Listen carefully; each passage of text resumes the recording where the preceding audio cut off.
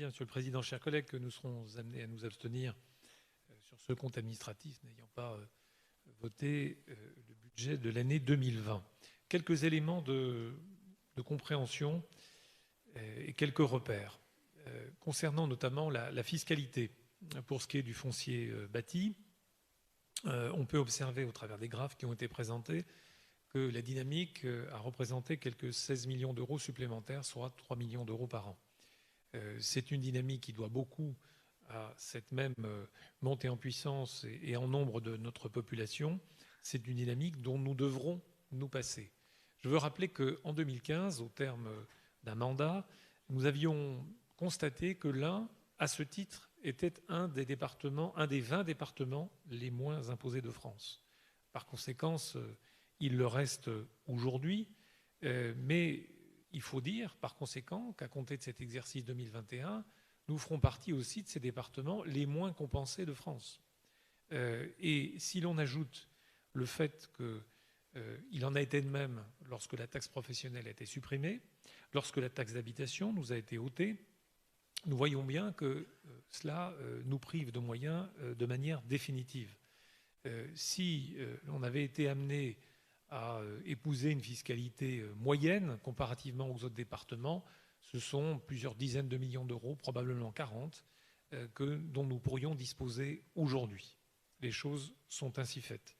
Concernant la question de l'investissement, le niveau est en baisse, marque un recul, moins 18 millions d'euros. Vous en avez donné en partie les raisons avec la crise sanitaire. Cela nous renvoie à un niveau d'investissement qui équivaut avec l'année 2012. Ce que je veux surtout souligner par là, c'est effectivement le phénomène de cycle que j'ai souvent abordé, évoqué. Lorsqu'après la crise financière des années 2008-2009, il y avait eu des facilités à l'investissement, eh bien, un large effort avait été fait dans ce département, puis un tassement avait été connu. Donc nous observons ce même phénomène aujourd'hui. Vous avez aussi évoqué la question des droits de mutation et redit de quelle manière nous avions porté de 3,8 à 4,5% ce taux.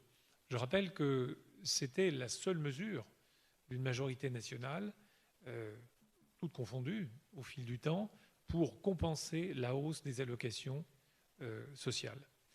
C'était sous le gouvernement Ayrault. Nous avons saisi cette opportunité et je n'ose pas penser au fait que nous n'aurions pas saisi cette opportunité, ce qui priverait aujourd'hui le département de près de 25 millions d'euros. Donc il est des moments où il y a des choix à faire, y compris au plan fiscal, mais vous l'avez rappelé, grande volatilité de cette ressource et effectivement, il n'y a guère que sur celle-ci que nous pourrons compter à l'avenir et sur une dynamique que nous espérons positive. Enfin, la question de la dette, moins 20 millions d'euros à l'échelle du mandat en termes de désendettement, c'est 1 ou 2 millions près ce qui avait été fait dans le mandat précédent.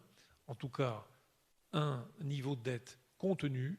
Je crois que si des facilités sont faites au département demain, eh bien peut-être que là aussi l'Assemblée s'en saisira. Mais effectivement, pour l'heure, il importe d'avoir une certaine prudence en la matière. Merci.